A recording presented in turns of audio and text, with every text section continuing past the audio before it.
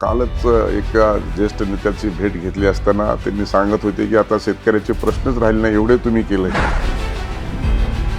सगळ्या लोकांना पक्षात यायचंय, सगळ्या लोकांना भारतीय जनता पार्टी द्यायच्या. समजा फडणवीस दिल्लीत गेले तर मग राज्यात मुख्यमंत्री कोण? जरला आणि तरला भारतीय जनता पार्टीमध्ये कुठलंही स्थान नसतं. या निवडणुकीमध्ये मी सहभाग घेणार मी गेल्या वर्षी जाहीर केलं होतं. त्याचं नियोजन गेल्या 3 वर्षापूर्वी केलं होतं आणि त्यामुळं या सहकार क्षेत्राकडे मी लक्ष देईन. जिल्हा सहकारी बँकेच्या वार्षिक अहवालामध्ये मी पालकमंत्री असताना देखील एकदा फोटो छापला नव्हता. त्याच्यानंतर आत्ता देखील सभापती असताना तो फोटो छापला नव्हता. अनावधानाने म्हणा का जाणीवपूर्वक म्हणा, याच्या खोलात जाण्याची आवश्यकता आहे. लोकांचं लक्ष लागलेलं आहे की एवढ्या मोठ्या पदावर असताना देखील लक्ष घातलं. शेवटी तो पराजय जिव्हारी लागलेला आहे. पारंपरिक विरोधक असलेले तुमचे रोहित पवार यांनीही तुम्हाला साथ दिली आणि तुम्हाला तिथं अपेक्षित असलेला निर्णय झाला. पण भूसंपादनाची प्रक्रिया पूर्ण होताच MIDC मी सांगितली तिथंच होईल. रोहित पवार यांनी सांगितलेली MIDC कुठं नाही.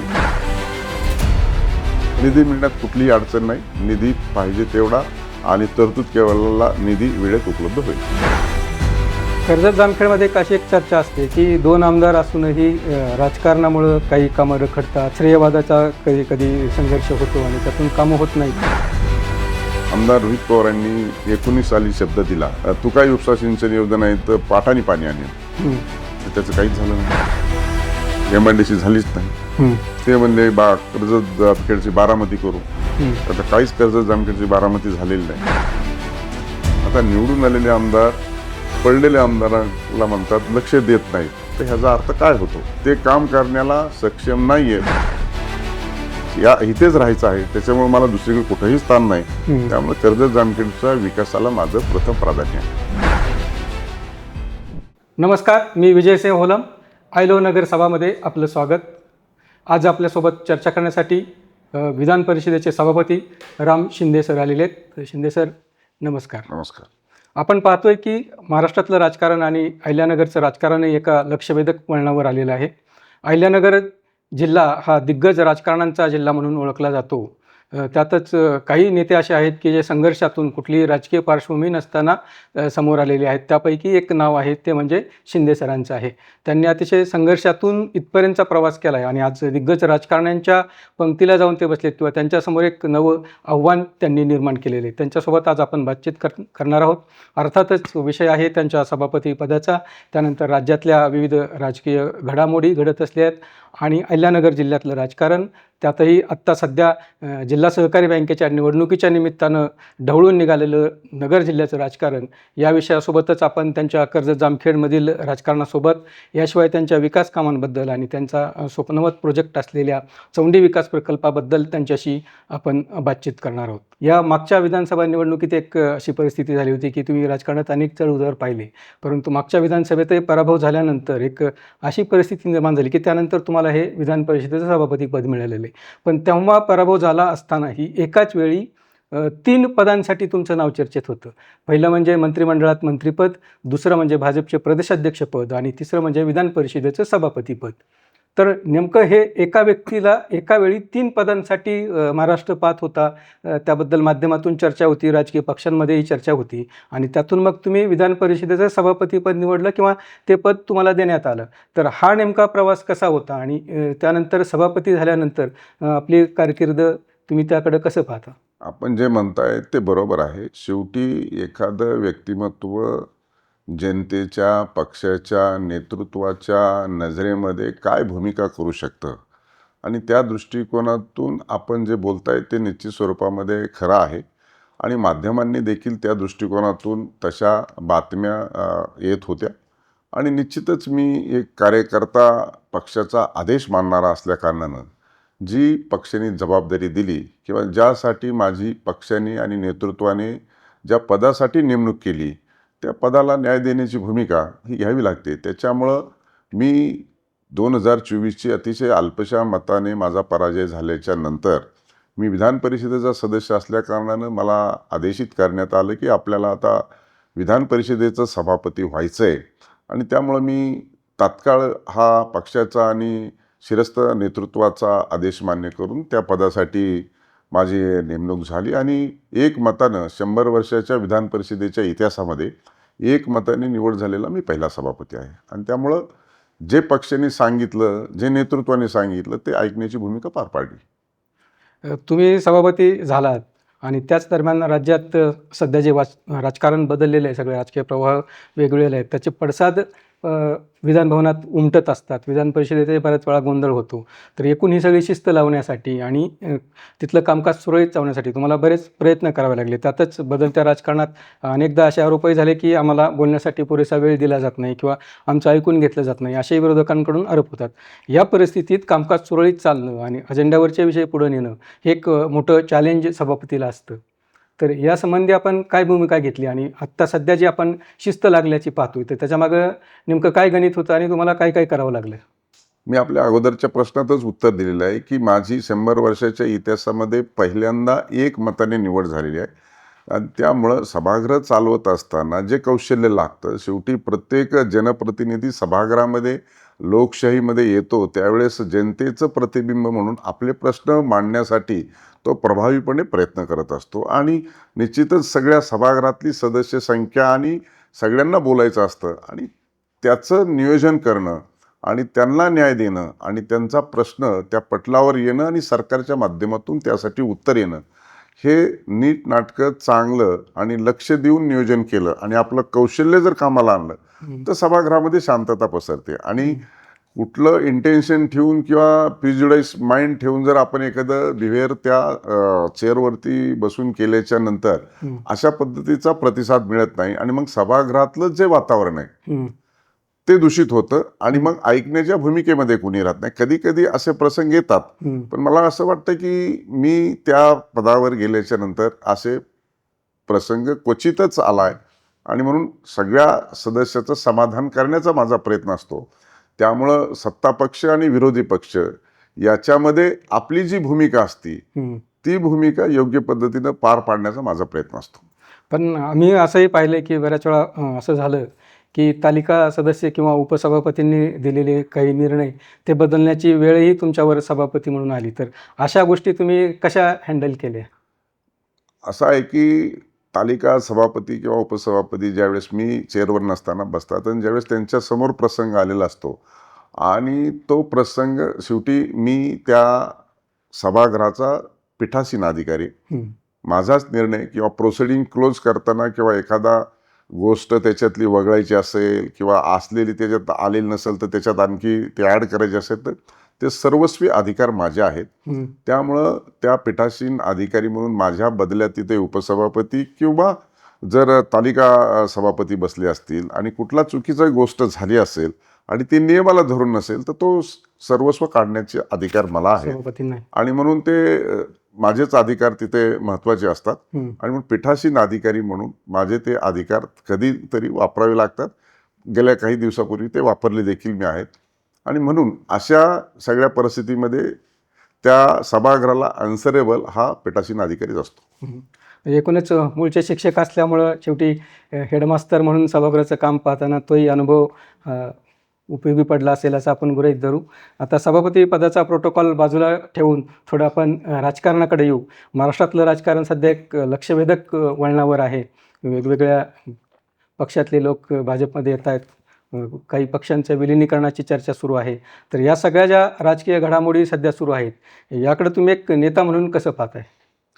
मला असं वाटतं की देशाचे आदरणीय पंतप्रधान नरेंद्रजी मोदी हे सलग तिसऱ्यांदा पंतप्रधान झालेले आहेत आणि सर्वाधिक कार्यकाळ देखील त्यांनी राजकीय नेता म्हणून, मुख्यमंत्री असतील, पंतप्रधान म्हणून असतील, त्यांनी सर्वाधिक कार्यकाळ देखील पार पडलेला आणि त्यांच्या नेतृत्वावर प्रचंड या भारत देशातील जनतेने विश्वास ठेवला.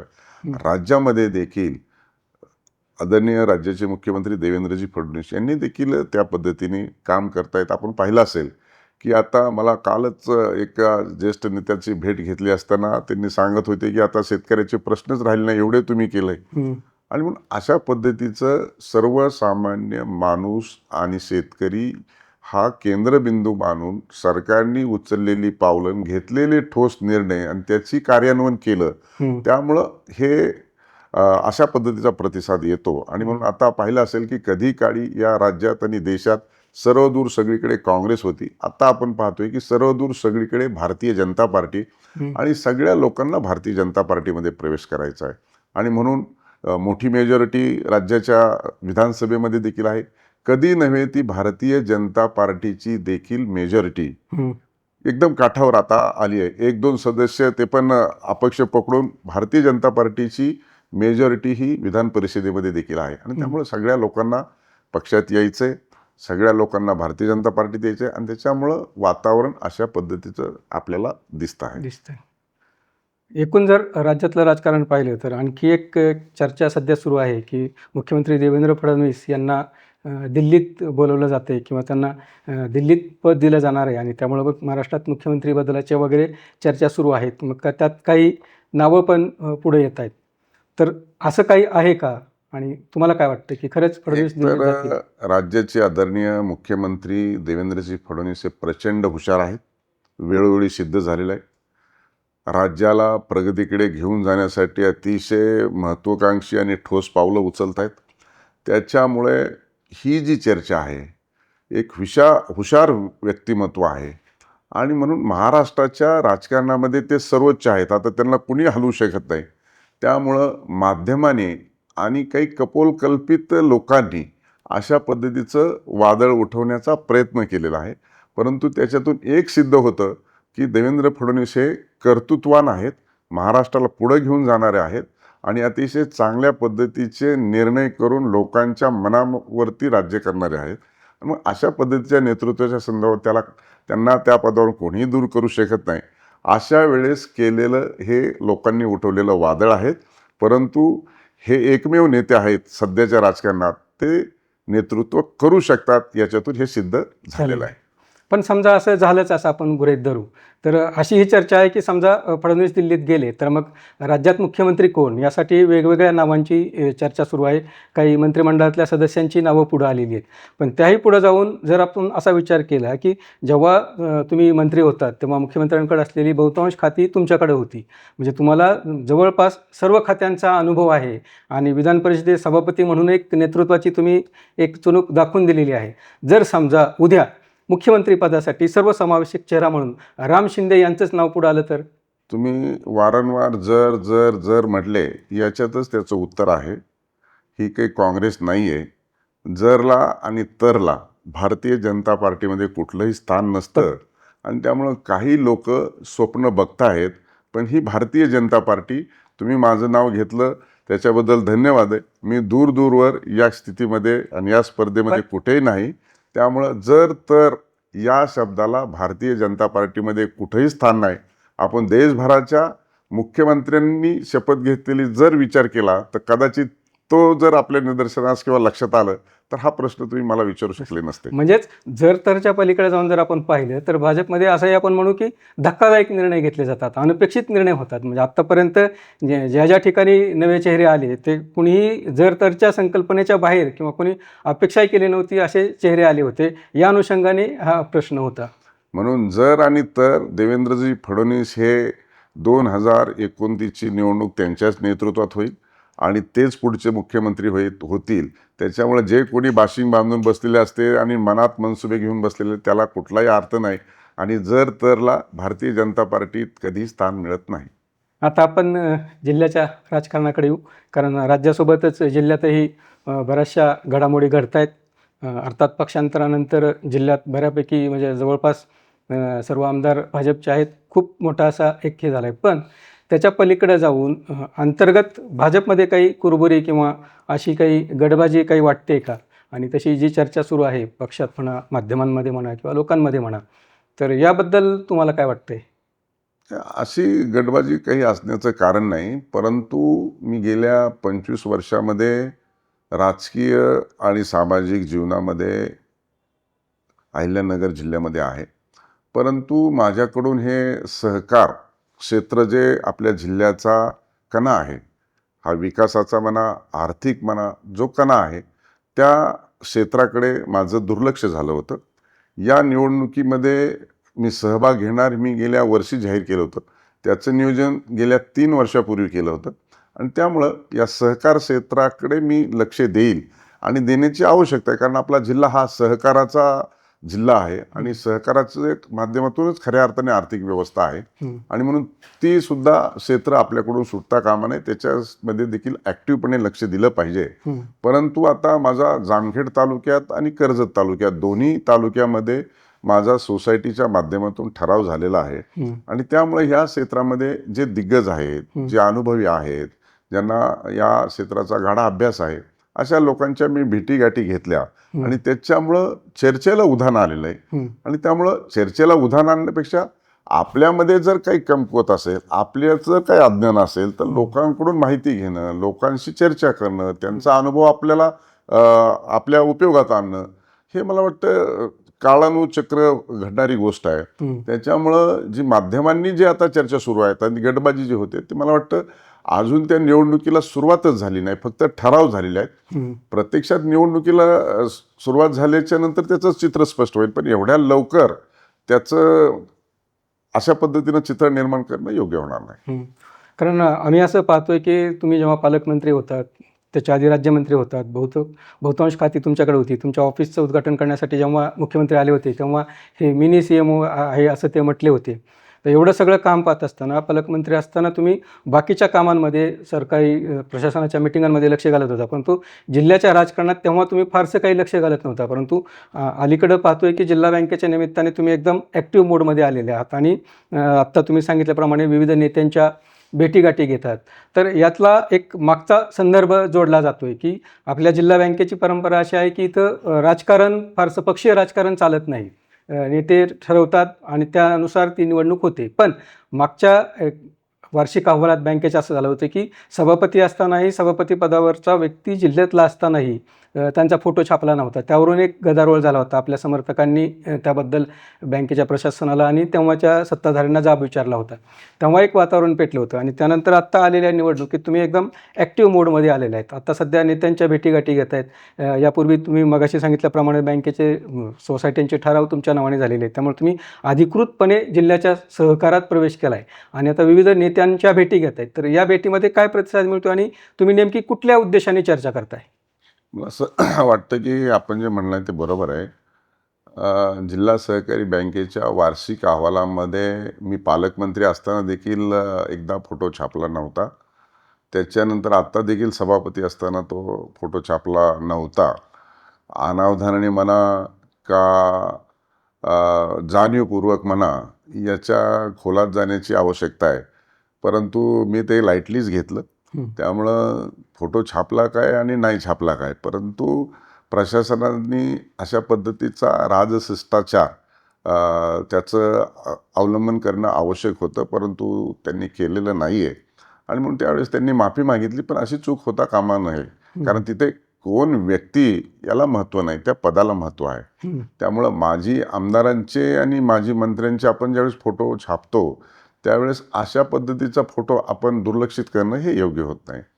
आणि म्हणून आपण दुसरा प्रश्न सांगितला की सहकारामध्ये आपण लक्ष घातलं आहे, तर निश्चित स्वरूपामध्ये मी या अगोदरच्या प्रश्नाला उत्तर देताना देखील सांगितलं की माझं या क्षेत्राकडे दुर्लक्ष झालं होतं. हे क्षेत्र आपल्या जिल्ह्यातलं महत्त्वाचं आहे आणि म्हणून माझा केवळ 622 मताच्या फरकाने पराजय झाला आणि मग एवढं मोठं क्षेत्र जर आपलं बाजूला राहिलं तर आपण हे योग्य होणार नाही आणि म्हणून हे क्षेत्र देखील आपण लक्ष घातलं पाहिजे आणि म्हणून ते लक्ष घातलेलं आहे आणि म्हणून आता सहकार क्षेत्र देखील आपल्याला त्याच्यामध्ये जाणीवपूर्वक लक्ष घातल्यामुळं त्याचा देखील फायदा होईल आणि म्हणून साहजिकच या क्षेत्रात लक्ष घातल्यामुळं लोकांचं लक्ष लागलेलं आहे की एवढ्या मोठ्या पदावर असताना देखील लक्ष घातलं. शेवटी तो पराजय जिव्हारी लागलेला आहे आणि त्याच्यावरती उपाययोजना करणं, त्याच्यावरती जी काही अनुषंगिक बाबी घडवून आणणं, हे प्रत्येक माणूस शेवटी स्वतःमध्ये चूक दुरुस्त करण्याचा प्रयत्न करतो किंवा उणीव दुरुस्त करण्याचा प्रयत्न करतो किंवा त्रुटी दुरुस्त करण्याचा प्रयत्न करतो. त्याचाच हा एक भाग आहे. त्यामुळे आता भविष्यामध्ये आपल्याकडून असे कोणती उणीव भासू नये. केवळ अल्पशा मताने पराजय झाला, त्याची विभिन्न आणि भिन्न भिन्न कारणं आहेत. ते काय आपल्याला या फ्लोअरवर बोलून योग्य होणार नाही, परंतु त्याच्यात मी दुरुस्त स्वतःला करण्याचा प्रयत्न करतोय.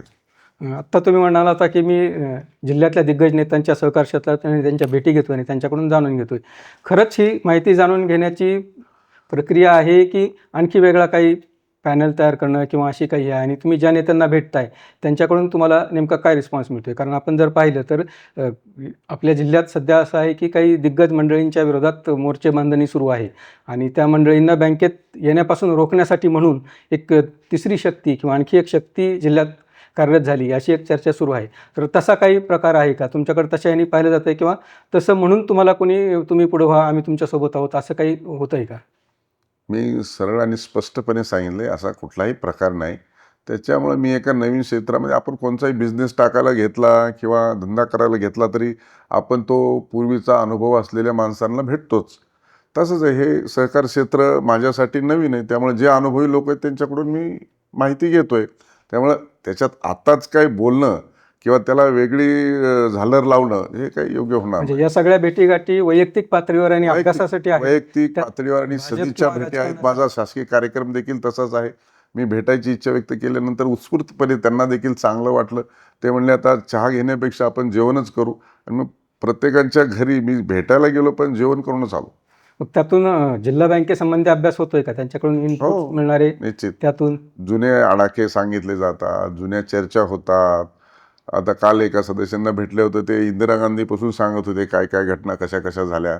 अतिशय 2-2 तास, 2.5 तास बसलो एका ठिकाणी. त्यामुळं चर्चा ह्या सर्व दूर सगळीकडे होतात. जे आपल्याला माहीत नाही ते देखील आपल्याला ऐकायला मिळतं. कर्जत जामखेडकडे जाऊ. ते स्थानिक स्वराज्य संस्थांच्या निवडणुकांमध्ये तिथंही जामखेडमध्ये राम शिंदेंची चुणूक पाहायला मिळाली.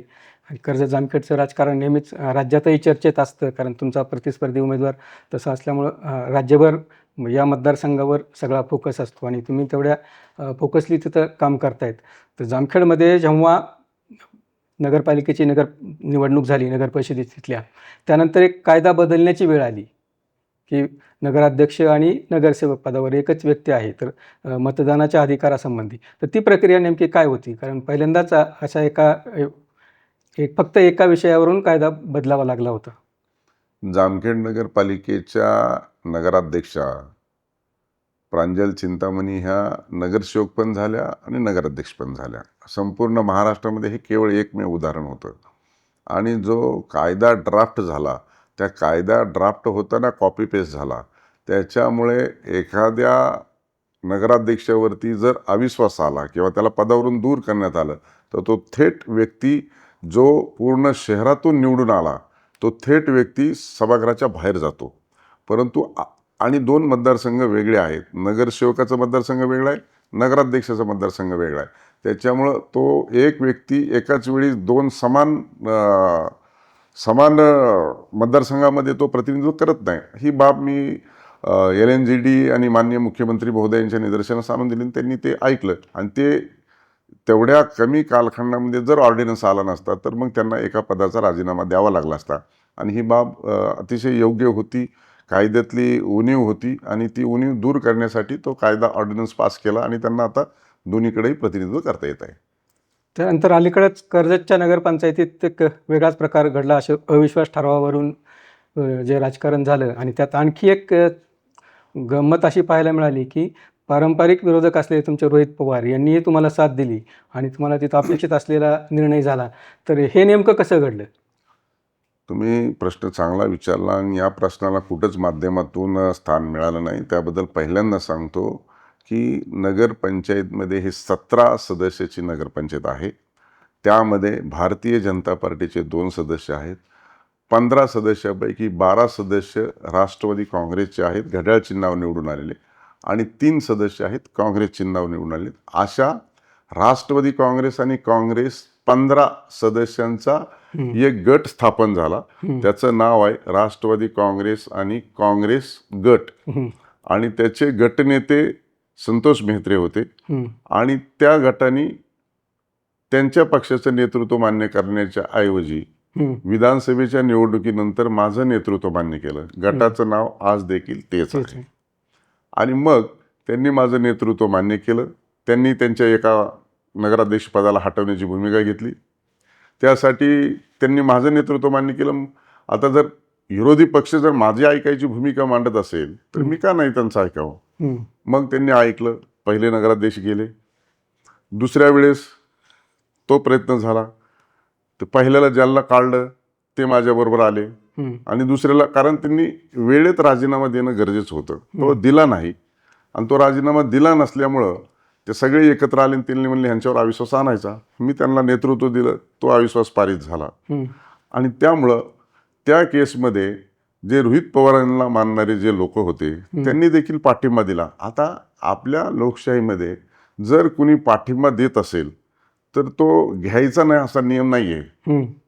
किंवा त्याला नाकारता येत नाही आहे. हम्म. आता उद्या पार्लमेंटमध्ये बिल आहे डिलिमिटेशनचं, आणि आता अनेक खासदार त्याला पाठिंबा देणार आहेत आणि विरोधातले देणार आहेत. तर ते तर ज्यावेळेस डिव्हिजन ऑफ वोट मागितलं जाईल आणि ज्यावेळेस हात वर करायची वेळ येईल त्यावेळेस जर विरोधी खासदारांनी हात वर केलं तर ते बाजूनेच त्याला मोजावं लागेल. तसं झालं. त्यामुळे आमच्या नगरपंचायतमध्ये देखील आम्ही जी भूमिका घेतली त्या भूमिकेला त्यांनी समर्थन दिलं. हम्म. असं झालं. म्हणजे यावरून दोघांचं जे मिटलं आहे, जुळलं आहे किंवा एकत्र आले आहेत या आता चर्चेला तसा काही हे- अर्थ नाही असं म्हणायचं का? हे त्यांनी समर्थन दिलंय, हम्म. मी समर्थन मागितलंय का? हम्म. जुळलं कधी असतं बरोबर, मागितलं असतं आणि ते आले असते तर. तर. हम्म. आता त्यांनी समर्थन दिलंय, हम्म. आता त्यांना काही परिस्थिती आली गोष्टी असेल की राम शिंदेची भूमिका घेतलेली योग्य आहे, हम्म. त्यामुळे त्यांनी समर्थन दिलं, मी मागितलं नाही. कारण आतापर्यंत आपण कर्जत जामखेडमध्ये पाहिलं तर टोकाचा विरोध असंच राजकारण तिथं पाहायला मिळतं. यातून मग श्रेयवादही रंगतोय आणि काही गोष्टी त्यामुळं अडल्यात अशी पण चर्चा आहे. साधारणतः आपण मग उदाहरण घ्यायचं झालं तर MIDCचं उदाहरण घेऊ. MIDCच्या जागेवरून जो वाद निर्माण झाला होता त्यामुळे तो प्रकल्प रखडला आहे असं तिथं बोललं जाते. तर नेमकं यात राजकारण काय आहे? असं आहे की ज्या ठिकाणी MIDC करायची होती त्याची अधिसूचना उद्योग खात्याने काढलेली आहे. खांडवी आणि कोंबडीवर त्याच्यावरती खूप रान उठवलं विधानसभेच्या निवडणुकीमध्ये, जी अस्तित्वातच नाही. त्या संदर्भामध्ये आमदार रोहित पवार यांनी कर्जत जामखेड ते नागपूर काही यात्रा काढली, त्याचं काय काय केलं, त्याचं कुठेच काही नाही आहे. हम्म. आणि आज देखील अधिसूचना काढलेली आहे, भूसंपादनाची प्रक्रिया सुरू आहे. हम्म. आता डावोसमध्ये अनेक कंपन्यांबरोबर किंवा फॉरेन डेव्हलपमेंट FDAचं आपल्याला इन्व्हेस्टमेंट आलेली, हम्म. त्याच्यामध्ये निश्चित स्वरूपामध्ये उद्योग आणण्याच्या संदर्भामध्ये कारवाई होईल. पण भूसंपादनाची प्रक्रिया पूर्ण होताच MIDC मी सांगितली तिथंच होईल. हम्म. रोहित पवार यांनी सांगितलेली MIDC कुठं कुठं नाही, ते मुरगजळसारखं लोकांना स्वप्न दाखवले आणि ते स्वप्न धुळीस मिळालेलं आहे. आता साधारणतः केव्हा काम सुरू होईल किंवा कुठपर्यंत ते भूसंपादनाची झालेलं आहे? प्रक्रिया संपली की लगेच तत्काळ त्याच्यावरती पुढील प्रक्रिया सुरू होईल. कर्जत जामखेडमध्ये आणखी एक असं की तुम्ही अहिल्यादेवींचे वंशजच आहात त्यामुळं तो तुमचा स्वप्नवत प्रकल्प आहे हे खरंच आहे. चोंडी विकास आराखडा प्रकल्प या सरकारने खूप मनावर घेतला. चोंडीत येऊन त्याची घोषणा झाली, त्याच्यासाठी खूप मोठी तरतूद केलेली आहे आणि एक वेगळ्या प्रकारची चोंडी आता आपल्याला पाहायला मिळणार आहे. तर हा प्रकल्प नेमका काय आहे आणि आत्ता कुठली कुठली कामं झालीत आणि कुठली कामं रखडलेली आहेत? पुण्यश्लोक अहिल्यादेवी होळकर यांचं जन्मगाव असलेलं श्री क्षेत्र चोंडी आहे. त्याच्यावरूनच आपल्या जिल्ह्याचं नाव देखील अहिल्यानगर झालेलं आहे. आणि मी राज्याच्या एवढ्या मोठ्या संविधानिक पदावर गेल्याच्या नंतर मी प्रथम प्राधान्याने श्री क्षेत्र चोंडी विकास आराखडा निर्माण केला पाहिजे आणि त्यासाठी संपूर्ण भारतभर अहिल्यादेवींनी प्रचंड असं काम हिंदू धर्म वाचवण्यासाठी केलेलं आहे. आणि मला असं वाटलं की त्यांच्या जन्मस्थळाचा जो अपेक्षितानं पाहिजे तसा विकास होऊ शकलेला नाही आणि म्हणून मी पदावर गेल्याच्या नंतर तातडीने हा आराखडा बनवण्याचं काम हाती घेतलं आणि निश्चितच त्याला जे काही हायपॉवर कमिटी असेल, आर्किटेक्चर नेमणं असेल, हे माझ्या स्तरावरती काम झालं. माननीय मुख्यमंत्री महोदयांची ही बाब मी निदर्शनास आणून दिली आणि ज्यावेळेस अंतिमतः त्याला मान्यता द्यायची होती त्यावेळेस माननीय मुख्यमंत्री महोदयांनी असं सांगितलं की पुण्यश्लोक अहिल्यादेवी होळकरांच्या जन्मगावचा विकास आहे. सभापतींनी सांगितलंय, त्यामुळं तिजोरीवर किती भार आला तरी चालेल, पण त्यांनी सांगितलेला सगळा आराखडा जसा आहे तसा ॲक्सेप्ट करून त्याला मंजुरी द्यायची आणि त्या संदर्भामध्ये हायपॉवर कमिटी पुढे त्याची मंजुरी झाली. आणि माननीय मुख्यमंत्री महोदयांना विनंती केली की साहेब, आपण हा आराखडा अतिशय ऐतिहासिक आणि अहिल्यादेवींच्या 300व्या जयंतीला मंजूर करतोय, तर माझी विनंती आहे की आपण चोंडीमध्ये आलं पाहिजे आणि कॅबिनेटची मीटिंग ही चोंडीमध्ये झाली पाहिजे. त्यामुळं 6 मे 2025 रोजी माननीय मुख्यमंत्री महोदयांनी माझी विनंती मान्य केली आणि पूर्ण मंत्रिमंडळाची बैठक ही चोंडीमध्ये. चोंडीमध्ये झाली आणि चोंडीच्या तीर्थस्थळाबरोबरच 5,500 कोटी रुपयाची तरतूद असलेली कोल्हापूर असेल, ज्योतिबा असेल, माहूरगड असेल, तुळजापूर असेल अशा तीर्थस्थळाला देखील 5,500 कोटी रुपयाची मान्यता चोंडीच्या पवित्र भूमीवरती देण्यात आली आणि आता आराखडा मंजूर झालेला आहे. रस्त्याची कामं चोहोबाजूनी 300-350 कोटी रुपयाची सुरू आहेत आणि आता मूळ जो आराखडा आहे तो आराखडा देखील आता या आठवड्यामध्ये त्याचं टेंडर फ्लॅश होईल. माझी 2 दिवसापूर्वी चर्चा झाली, आता देखील कलेक्टर ऑफिसला जाणार आहे तर चर्चा होईल आणि त्याचं देखील एक 700 कोटी रुपयाचा 3 फेजमध्ये हा टेंडर फ्लॅश होणार आहे आणि म्हणून त्या संदर्भामध्ये जवळपास 1200 कोटी रुपये बुडीत बंदरे आहेत. मोठा अहिल्यादेवींचा 108 फुटी सीना नदीमध्ये. सीना नदीमध्ये एक आयलँड तयार करून त्याच्यावरती पुतळा आहे आणि पर्यटक आकर्षित होतील आणि अहिल्यादेवींनी संपूर्ण देशभर एवढ्या मोठ्या प्रमाणात काम केलं आहे आणि त्यांच्या जन्मगावी त्या तीर्थस्थळाचा विकास व्हायला पाहिजे. त्या संदर्भामध्ये माननीय मुख्यमंत्री आणि महाराष्ट्र राज्याच्या सरकारने अतिशय त्याच्यामध्ये मोठं निधी उपलब्ध करून दिलेला आहे आणि आता या वर्षभरामध्ये कामं एकदम जोराने सुरू होतील आणि म्हणून दिलेला शब्द आणि मी घेतलेली भूमिका ही राज्य सरकारने अतिशय मान्य केली आणि आता विकासाला सुरुवात होईल. साधारणतः किती टक्के कामं झाली असं टक्केवारीमध्ये जर रस्त्याची बोलायचं कामं सुरू झालेली आहेत आणि विकासाचं काम आता सुरू होणं म्हणजे त्याचे टेंडर निघणं बाकी आहे. त्याचबरोबर आता मंदिराच्या परिसरामध्ये देखील भूसंपादनाची प्रक्रिया देखील आता सुरू झालेली आहे. कारण तिथं ज्या पद्धतीनं कंजेस्टेड आहे, हे तीर्थस्थळ मोठं होणार आहे. मग तिथं लोक मोठ्या प्रमाणात येतात आणि रस्ते बारीक आहेत, तिथे लोकांना जाता येत नाही आणि म्हणून तिथं काही न्यायचं असेल किंवा काही इमर्जन्सी असेल तर अशा स्वरूपामध्ये आता भविष्याचा वेध घेऊन आणि प्राप्त परिस्थितीमध्ये तिथे किती लोकसंख्या येते आणि भविष्यात किती येईल याचा सगळा वेध घेऊन आपल्याला त्या पद्धतीनं भूसंपादन देखील करावं लागेल आणि आराखडा देखील करावा लागेल. कारण 300 वर्षापूर्वीची मंदिरं देखील जीर्ण झालेली आहेत. जन्मस्थळाचा देखील विकास करावा लागेल. त्याचबरोबर मोठं गार्डन देखील तिथं निर्माण करायचं आहे. अशा सगळ्या विकासाचे प्लॅन झालेला आहे. आता टेंडर फ्लॅश होईल. निधी मिळण्यात काय अडचण आहे का? निधी मिळण्यात कुठलीही अडचण नाही. निधी पाहिजे तेवढा आणि तरतूद केवळला निधी वेळेत उपलब्ध होईल. कर्जत आणि ते आहे तिथे. कर्जत जामखेडमध्ये एक अशी एक चर्चा असते की 2 आमदार असूनही राजकारणामुळं काही कामं रखडतात, श्रेयवादाचा कधी कधी संघर्ष होतो आणि त्यातून कामं होत नाहीत, असा एक आरोप किंवा अशी एक तक्रार कर्जत जामखेडमधून नेहमी केली जाते. तर तुम्हाला अशा काही राजकीय अडचणी येतात किंवा राजकीय अडथळे येत आहेत असं काही वाटतं का, की आरोप प्रत्यारोप होतात काही, मग त्यामुळं कामं अडून पडतात, असं काही अनुभव आहे का तुमचा? आपण 2 आमदार म्हणले, मी दुरुस्ती करतो, 3 आमदार झालेले आहेत आता. हो, आता 3 आमदार झाले. तर ते पण जन्माने आपल्या हा, भागातीलच आहेत कर्जतकर. आणि निश्चितच आपण जे म्हणतायत की प्रचंड विकासाची कामं मी कर्जत जामखेडमध्ये केली. आपण जलयुक्त शिवारच्या माध्यमात असेल, तीर्थस्थळाचा विकास असेल, कोणतेही गाव डांबरी सडकेने जोडणे असे एकही गाव शिल्लक नाही आहे. तुकाईचे उपसा सिंचन योजना असेल, जामखेड कर्जतचा पाणी पुरवठा योजना असेल, जामखेडचा पाणी पुरवठा योजना असेल, सर्व कार्यालय माझ्या काळामध्ये मी पूर्ण करण्याचा प्रयत्न केला आहे आणि त्यामुळं दिलेला शब्द पाळणं आणि आपला मतदारसंघ हा दुर्लक्षित होता, उपेक्षित होता, तो मंत्री झाल्याच्या नंतर त्याची प्रतिपूर्ती करणं आणि अनुशेष भरून काढणं हे माझं प्रथम कार्य होतं. ते मी हाती घेतलं आणि पूर्णत्वाकडे देखील नेलं. परंतु बदलत्या काळामध्ये जे राजकारण केलं गेलं, आता त्या आमदार रोहित पवारांनी 19 साली शब्द दिला की इथं मी तुकाई उपसा सिंचन योजना आहे तर पाटाने पाणी आणेल, तर त्याचं काहीच झालं नाही. म्हणजे लोकांना सांगायचं काय, बोलायचं काय. आता MIDC आपण शब्द काढला, MIDC झालीच नाही. ते म्हणले कर्जत जामखेडची बारामती करू. आता काहीच कर्जत जामखेडची बारामती झालेली नाही. त्याच्यामुळं आता लोकांना एवढा अनुभव आला आहे आणि त्यामुळं कुठलीही संस्था त्यांच्या ताब्यात राहिलेली नाही, आली नाही आणि लोकांनी विश्वासच ठेवला नाही. आता थोड्या फार फरकाने ते जिंकलेले आणि त्याच्यामुळे ते कार्य करण्यामध्ये कमी पडतात. महाविकास आघाडीच्या काळात 3 वर्ष कुकडीचं पाणी आलं नाही. आता कुकडीचं पाणी आलं नाही, नंतर रेग्युलर आलं आणि मग ते पाणी सोडायला किंवा काम करायला कमी पडतात. त्यावेळेस मला म्हणतात की हे लक्ष देत नाहीत. आता निवडून आलेले आमदार पडलेल्या आमदाराला म्हणतात लक्ष देत नाहीत. तर ह्याचा अर्थ काय होतो? तर ते कमकुवत आहेत. ते काम करण्याला सक्षम नाही आहेत हे ते स्वतः सिद्ध केलं त्यांनी. हम्म. त्याच्यामुळे मी तर माझं कार्य करतोच, कारण माझं जन्मगावच आहे. मला दररोज गावाकडे यावं लागतं, फोन घ्यावं लागतात, लोकांना बोलावं लागतं, अडचणी समजून घ्यावं लागतात, त्यांचे कामं करावं लागतात. पण निवडून आलेल्या आमदारांनी असं म्हणणं हम्म. ते संयुक्तिक नाही. आणि त्यामुळं आमदारांना चुकल्यासारखं वाटतंय आणि जनतेला वाटते आपण ही मत देऊन चूकच केली, हम्म. अशी सध्या साधारणतः मतदारसंघामध्ये परिस्थिती आहे. हम्म.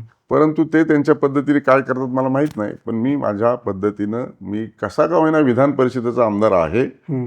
आणि म्हणून मी जनतेला न्याय देण्याची भूमिका ही प्रामाणिकपणे पार पाडतो. कारण मी इथलाच आहे, याच गावचा आहे आणि इथेच राहायचं आहे. त्याच्यामुळे मला दुसरीकडे कुठंही स्थान नाही. हम्म. त्यामुळे कर्जत जामखेडच्या विकासाला माझं प्रथम प्राधान्य आहे. पण विधान परिषदेचे आमदार म्हणून कर्जत जामखेडच्या पलीकडेही तुमच्याकडून अपेक्षा आहेत. जिल्ह्यात आता जे हे राजकीय सुरू आहे त्यासोबतच जिल्ह्यातल्या इतर विकास प्रकल्पांकडे आपलं लक्ष कसं आहे किंवा त्या कामांसाठी काही आग्रही असतं का? आता विधान परिषदेचा सभापती म्हणून सगळेच क्षेत्र आणि सगळ्याच गोष्टी माझ्यासमोर येतात. कोणत्याही गोष्टीमध्ये मी लक्ष घालायचं ठरवलं किंवा तिथली त्रुटी दूर करायची ठरवलं तर मला कोणत्याही मंत्री महोदयाला किंवा विभागाला सांगता येतं. त्यामुळं जे कोणी सांगेल किंवा ज्या भागातला जो प्रश्न असेल त्या प्रश्नाला न्याय देण्याच्या भूमिकेमध्ये शेवटी आपला जिल्हा आहे आणि आपल्या जिल्ह्याचे प्रश्न सोडवण्यासाठी आपण प्राधान्य दिलं पाहिजे, हीच माझी नेहमीकरता भूमिका राहिलेली. आणि म्हणूनसाठी जे कोणी सांगेल, जो कोणता प्रश्न असेल ते प्रश्न सोडवण्याच्या संदर्भामध्ये माझ्याकडे जर कोणी आलं किंवा जे येतात त्यांना अतिशय चांगला अनुभव आहे आणि मी अजून ते चांगल्या पद्धतीनं कसं करू शकेल असा माझा प्रयत्न असतो. आता 29ला डिलिमिटेशन येते, मतदारसंघांची फेररचना होती. जर समजा या अधिवेशनात ते बिल मंजूर झालं तर 29ला मतदारसंघांची संख्या लोकसभेच्या वाढेल. आपल्या जिल्ह्यातही 3 लोकसभेचे मतदारसंघ होतील आणि मग सगळं एकूण राजकारणाचा भूगोलच सगळा बदलून जाईल आणि राजकारणाचाही भूगोल बदलून जाईल. तर या सगळ्या बदलाकडे आपण कसं पाहताय?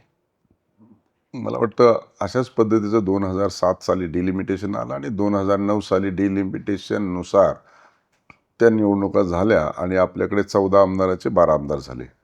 आता मला वाटतं 50% वाढच आहे आणि त्याच्यामुळं आता 12 आमदार आहेत तर 18 होतील, 2 खासदार आहेत तर 3 होतील आणि साधारणतः एकूण महाराष्ट्राची लोकसंख्या भागिलेली ती सदस्य संख्या जर केलं तर कदाचित ग्रामीण भागामध्ये सदस्य संख्या तेवढ्या प्रमाणात वाढेल अशी स्थिती नाही आहे. परंतु शहरी भागामध्ये मात्र अधिकची होऊ शकते आणि कारण तिथलची लोकसंख्या आणि तिथलचे मतदार पाहता असं पद्धतीचं होऊ शकतं. आणि एकूणच आता ह्या बदलत्या परिस्थितीत महिला आरक्षण देखील आता प्रलंबित आहे, ते पण या अधिवेशनामध्ये येऊ शकतं. आणि मला वाटतं सत्ता पक्षाचे देखील जे सदस्य कमी पडतात लोकसभेमध्ये 2/3 बहुमताने ते बिल पारित होणं अपेक्षित आहे. त्या दृष्टिकोनातून देखील सरकारने तयारी केली आणि म्हणून महिला बिल आहे, डिलिमिटेशन आहे, जनगणना आहे, अशा पद्धतीचे बिल आहेत आणि त्यानुसार आता कारवाई होईल. आणि जसं कायदा होईल, जशी दुरुस्ती होईल आणि त्या पद्धतीने सामोरं जावं लागेल. म्हणजे 29ला सगळी जसा मतदारसंघांचा भूगोल बदलेल तसं राजकारणही बदलेल, उमेदवारही बदलतील. 100%. मग 29च्या निवडणुकीला आम्ही राम शिंदेंना कुठं पाहायचं, विधानसभा की लोकसभा? ते कायदे पारित झाल्यानंतरच कळेल. कायदा पारित जोपर्यंत होत नाही तोपर्यंत अगोदर सांगून काय करायचं. आणि म्हणून जशी परिस्थिती येईल तसं आपल्याला पुढं करावं लागेल. प्रत्येकच जण असं करेल तसं मी करेल. धन्यवाद. आज आपण इथं आलात.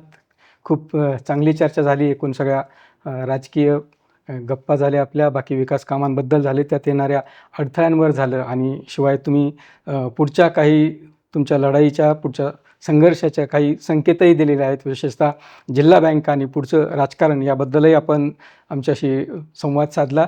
त्याबद्दल धन्यवाद. नमस्कार.